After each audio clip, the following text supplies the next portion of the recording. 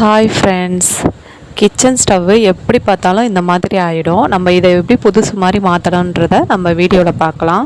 அது மட்டும் இல்லாமல் இப்போ தான் முதல் முறையாக நீங்கள் இந்த சேனலை பார்க்குறீங்கன்னா சப்ஸ்கிரைப் பண்ணுங்கள். பல பயனுள்ள தகவலை நீங்கள் தெரிஞ்சுக்கோங்க.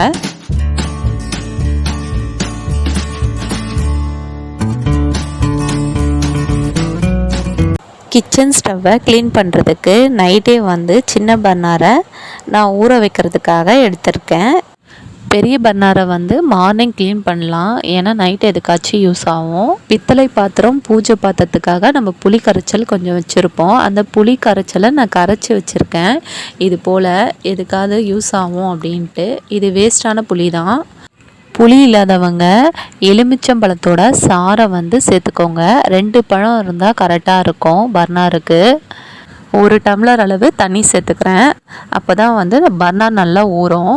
இப்போ நல்லா மூழ்கி இருக்குது. இது ஒரு நைட் ஃபுல்லாக இருக்கட்டும்.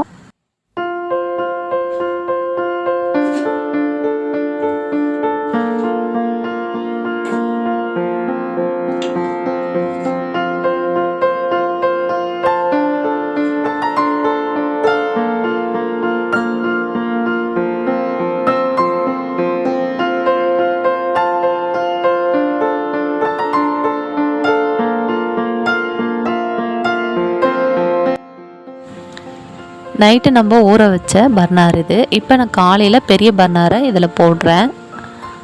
ரெண்டுத்துக்கும் உள்ள டிஃப்ரெண்ட் பாருங்கள். நம்ம க்ளீன் பண்ணும்போது பர்ஃபெக்டாக காமிக்கும்.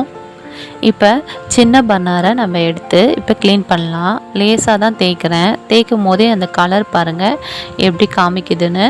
அந்த பிளாக்லாம் போய் கையால் தேய்க்கும் போதே எப்படி காமிக்குதுன்னா நம்ம க்ளீன் பண்ணால் எந்த அளவுக்கு க்ளீன் ஆகும்ன்றதை பார்த்துக்கோங்க. இது போல் பர்னர் க்ளீன் பண்ணுறது 6 மாதத்துக்கு ஒரு தடவையோ இல்லைனா அடைப்பு ஏதாவது இருந்தாலோ இது போல் க்ளீன் பண்ணுறது ரொம்ப நல்லது. அப்போ தான் ஸ்டவ் நல்லா எரியும், எந்த அடைப்பும் இல்லாமல் இருக்கும், பார்க்கவும் அழகாக இருக்கும். நீங்களும் உங்கள் வீட்டில் இது போல் ட்ரை பண்ணி பாருங்கள்.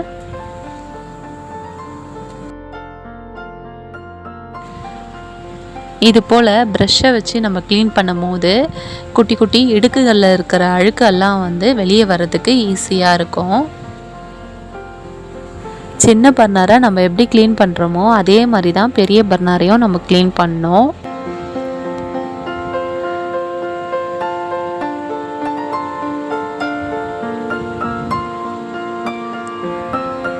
தண்ணியில் 2 அலசு அலசி க்ளீன் பண்ணுங்கள் பர்னரை.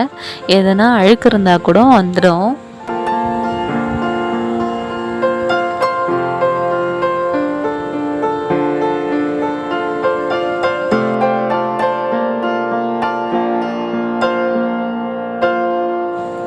நல்லா க்ளீன் பண்ணிவிட்டு அதுக்கப்புறம் துணி தைக்கிற ஊசி இருக்கும். அந்த ஊசியில் குட்டி குட்டி இந்த ஓட்டையில் நம்ம உள்ளே விட்டு விட்டு நம்ம எடுக்கணும். அப்போ தான் ஏதாவது தூசி இருந்தால் கூட வந்துடும். தண்ணியிலே அலசினோன்னே தூசிலாம் போயிடும். ஒரு சில தூசி ஊசியில் குத்தும் போது மட்டும்தான் வெளியே வரும். இப்போ பார்த்தீங்களா, உங்களுக்கு தெரியுதா? இது போல் தான் இருக்கும், நமக்கே தெரியாது அந்த அளவுக்கு. அதனால தான் இது போல் ஊசி துணி தைக்கிற ஊசியில் உள்ளே விட்டு நான் எடுக்க சொன்னேன். இது போல் பர்னரை க்ளீன் பண்ணிவிட்டு இது காற்றுல காய வச்சுருங்க, ஃபேன் போட்டு, இல்லைன்னா வெயிலில் வச்சுருங்க.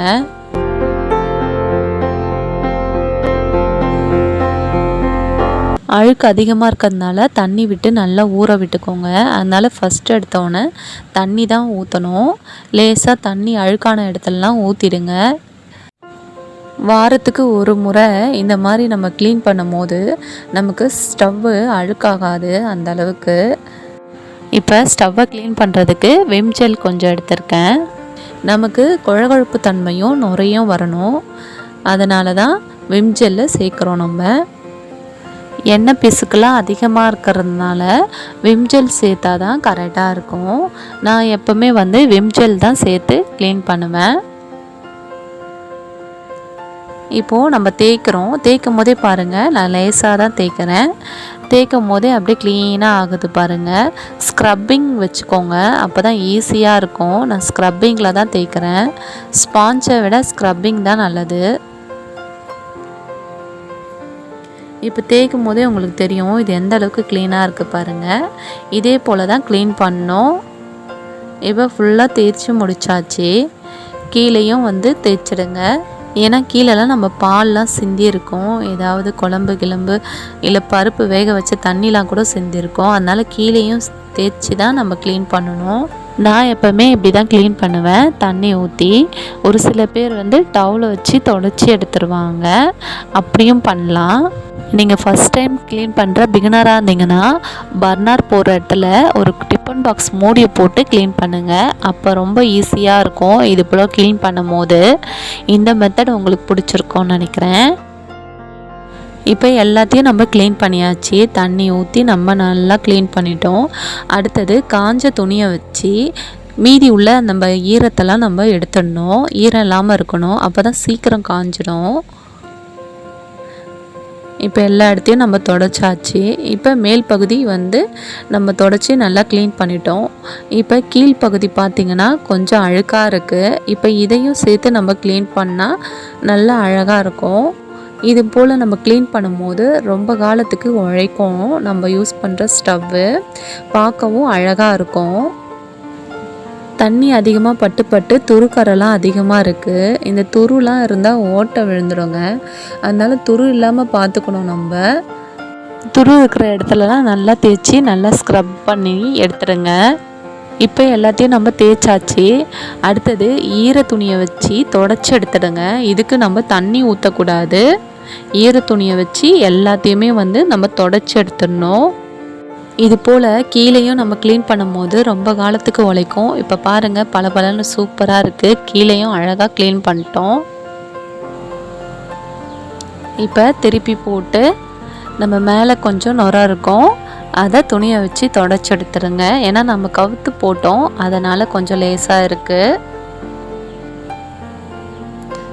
அவ்வளோதாங்க. இப்போ நம்ம க்ளீன் பண்ணிட்டோம். இப்போ பர்னரெல்லாம் நம்ம ஃபிட் பண்ணிக்கலாம். இது பெரிய பர்னரு, மார்னிங் தான் க்ளீன் பண்ணேன். இது வந்து சின்ன பர்னரு, நைட்டு ஊற வச்சு மார்னிங் க்ளீன் பண்ணது. ஸ்டவ்வு க்ளீன் பண்ணிட்டோம், பர்னரும் க்ளீன் பண்ணிட்டோம். அடுத்து ஸ்டாண்டு பார்க்கலாம். ஸ்டாண்டு க்ளீன் பண்ணுறது ரொம்ப ஈஸி. ஏன்னா நம்ம தண்ணியில் ஊற வச்சுருக்கோம் ஒரு 10 மினிட்ஸு, ஒரு 10 நிமிஷம் நம்ம ஊற வச்சதுனால ஸ்டாண்டில் வந்து ஈஸியாக வந்துடுங்க க்ளீன் பண்ணும்போது. பாருங்கள், இப்போ கையால் லேசாக எடுக்கிறேன், அப்படியே வந்துச்சு பாருங்கள். அதனால் ஈஸியாக இருக்கும் ஸ்டாண்டு க்ளீன் பண்ணுறது. நான் வாரத்துக்கு ஒரு முறை இது போல் க்ளீன் பண்ணுவேன். இது போல் க்ளீன் பண்ணால் அழுக்கு சேராமல் இருக்கும். எப்போல்லாம் ஸ்டவ்வில் அழுக்கு சேருதோ அப்போல்லாம் நம்ம உடனே நம்ம க்ளீன் பண்ணிட்டோன்னா அந்தளவுக்கு அழுக்கு சேராமல் இருக்கும். நம்மளுக்கும் வேலை ஈஸியாக இருக்கும். இந்த ஒரு ஸ்டாண்டு எப்படி தேய்க்கிறேன்னு பாருங்கள். இதே மாதிரி தான் அடுத்த ஸ்டாண்டையும் நம்ம தேய்ச்சி க்ளீன் பண்ணணும். பார்த்திங்களா, ஈஸியாகிடுச்சு. இப்படி தான் க்ளீன் பண்ணணும். சூப்பராக நம்ம ஸ்டாண்டை க்ளீன் பண்ணிட்டோம். இப்போ ஸ்டாண்டை வந்து ஃபிட் பண்ணிக்கலாம். 2 ஸ்டாண்டுமே நான் க்ளீன் பண்ணிட்டேன். இப்போ அடுத்த ஸ்டாண்டே நம்ம போட்டுக்கலாம். கிச்சன் ஸ்டவ்வை க்ளீனாக வச்சுருக்கும் போது பார்க்கவே அழகாக இருக்கும், எல்லாருக்குமே பிடிக்கும் இது போல் வச்சுருந்தா. இப்போ எந்த அளவுக்கு எரியுதுன்னு பார்க்கலாம். நம்ம க்ளீன் பண்ணிட்டோம்ல பர்னரை, பார்த்திங்கன்னா ஃபஸ்ட்டு நல்லா எரியுது.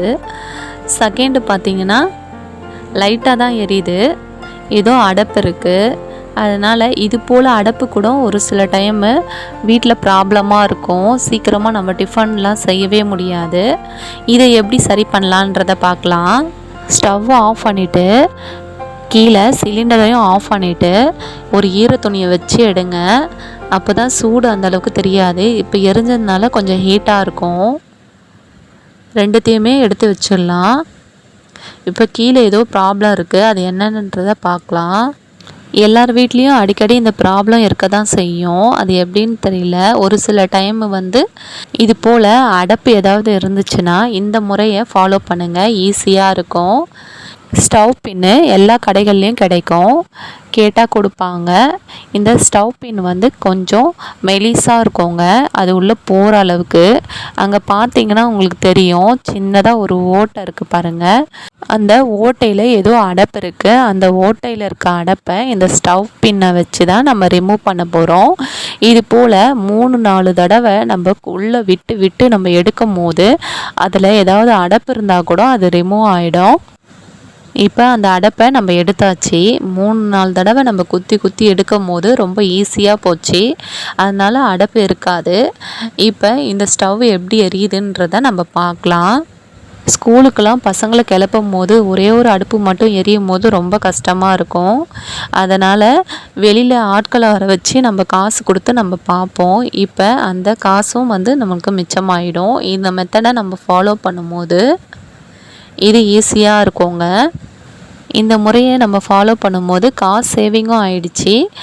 அதே போல் நம்ம ஒரு விஷயத்தை கற்றுக்கிற மாதிரியும் ஆயிடுச்சு. நிறைய பேர் சப்ஸ்கிரைப் பண்ணாமலே பார்த்துட்டு இருக்கீங்க. நீங்கள் சப்ஸ்கிரைப் பண்ணாதான் இது போல் பயனுள்ள தகவலை பார்த்து தெரிஞ்சுக்க முடியும். அதனால் சப்ஸ்கிரைப் பண்ணுங்கள். இப்போது இது எப்படி எரியுதுன்றதை பார்க்கலாம். வாவ், சூப்பராக எரியுதுங்க. முதல்ல எரிஞ்சதுக்கும் இப்போ எரிஞ்சதுக்கும் டிஃப்ரெண்ட் இருக்குது. போக போக இன்னும் நல்லா எரியும். இந்த மெத்தட் உங்களுக்கு பிடிச்சிருக்கோன்னு நினைக்கிறேன். வாவ், ரெண்டுமே சூப்பராக எரியுதுங்க. அடுத்து லைட்டர் எப்படி க்ளீன் பண்ணலான்றதை பார்க்கலாம். லைட்டருக்கு லைசால் எடுத்திருக்கேன். லைசால் வந்து கொஞ்சமாக எடுத்தாலே போதும், நிறைய எடுக்கணும் அவசியம் இல்லை. பார்த்தீங்களா எந்த அளவுக்கு எடுத்திருக்கேன்னு? இந்த அளவுக்கு எடுத்துக்கோங்க. இந்த 2 பொருள் இருந்தாலே போதுங்க. லைட்டரை சூப்பராக பளபளப்பாக ஆக்கிடலாம். வாங்க இது எப்படி செய்யலான்றதை பார்க்கலாம். இப்போ பார்த்தீங்கன்னா லைட்டரு ரொம்ப அழுக்காக இருக்குது. இப்போது ஸ்க்ரப்பிங் நாரை வச்சு அதில் தொட்டு லேசாக தேய்க்கிறேன். பாருங்கள் எந்த அளவுக்கு பளபளன்னு ஆகுதுன்னு. பார்த்தீங்களா? இதே போல் தான் ஃபுல்லாத்தையும் நம்ம தேய்க்க போகிறோம். ரொம்ப நாள் நம்ம லைட்டர் யூஸ் பண்ணுறதுனால இந்த மாதிரி அழுக்காகுது. அதனால் லைட்டரையும் நம்ம சேர்த்து க்ளீன் பண்ணினாக்கா பார்க்கவே அழகாக இருக்குங்க. இதே போல் ஸ்க்ரப்பிங்கை வச்சு ஃபுல்லாக நம்ம க்ளீன் பண்ணணும். தண்ணி அதிகமாக சேர்க்காம நம்ம லைசால் ஊற்றணும். பாருங்கள், லைசாலும் அந்த உப்பு சால்ட்டு அது 2 பொருள் மட்டும்தான். தண்ணியெல்லாம் நம்ம ஆட் பண்ணவே கூடாது. அதில் இருக்கிறத வச்சு தான் ஸ்க்ரப்பிங்கை வச்சு நம்ம தேய்க்கணும். இப்போ பார்த்தீங்கன்னா எல்லாத்தையும் வந்து நல்லா தேய்ச்சாச்சு. தேய்ச்சதுக்கப்புறம் தண்ணி ஊற்றி கழுவாமல் ஈர துணியை வச்சு நல்லா தொடச்சி எடுத்துருங்க. அப்போ தான் ஈஸியாக காஞ்சிடும். காயறதுக்கும் ஈஸியாக இருக்கும், துடைக்கிறதுக்கும் ஈஸியாக இருக்கும். அதனால் ஈர துணியை வச்சு நல்லா தொடச்சி எடுத்துருங்க. இடுக்குங்கள்லாம் கொஞ்சம் அழுக்கு இருக்குது, நல்லா தேய்ச்சி எடுத்துருங்க. தொடச்சி ஈர துணியில் மட்டும்தான் நம்ம தொடச்சி எடுக்கணும். தண்ணி ஊற்றிலாம் நம்ம கழுவக்கூடாது லைட்டரை. இப்போ பார்த்தீங்கன்னா நல்லா தொடச்சாச்சு. அழகாக புத்தம் புதுசாக இருக்குங்க லைட்டரு. அதுக்கு அடுத்தது என்ன பண்ணோன்னா ஈரம் இல்லாத துணியில் இப்போ தொடச்சி எடுத்துருங்க. லைட்டரை நல்லா ஒத்தி நல்லா தொடச்சி எடுத்துருங்க. இப்போ நல்லா தொடச்சாச்சு. தொடச்சதுக்கப்புறம் வெயிலில் காய போட்டுருங்க. 1/4 hour 20 நிமிஷம் நல்லா காயணுங்க வெயிலில். இப்போ நல்லா காஞ்சிருச்சு. இப்போ காஞ்சதுக்கப்புறம் இது ஈரம் இல்லாமல் இருக்கான்னு செக் பண்ணிக்கோங்க. ஈரம் இல்லாமல் இருக்குது. இப்போ லைட்டர் வந்து அடிக்குதான்னு பார்க்கலாம். இப்போ லைட்டர் நல்லா அடிக்குது. இப்போ லைட்டர் எடுத்துகிட்டு போய் ஸ்டவ்வில் வச்சு நம்ம டெஸ்ட் பண்ணலாம். வாவ், சூப்பராக எரியுதுங்க. இந்த மெத்தடை ஃபாலோ பண்ணுங்கள். தேங்க்ஸ் ஃபார் வாட்சிங்.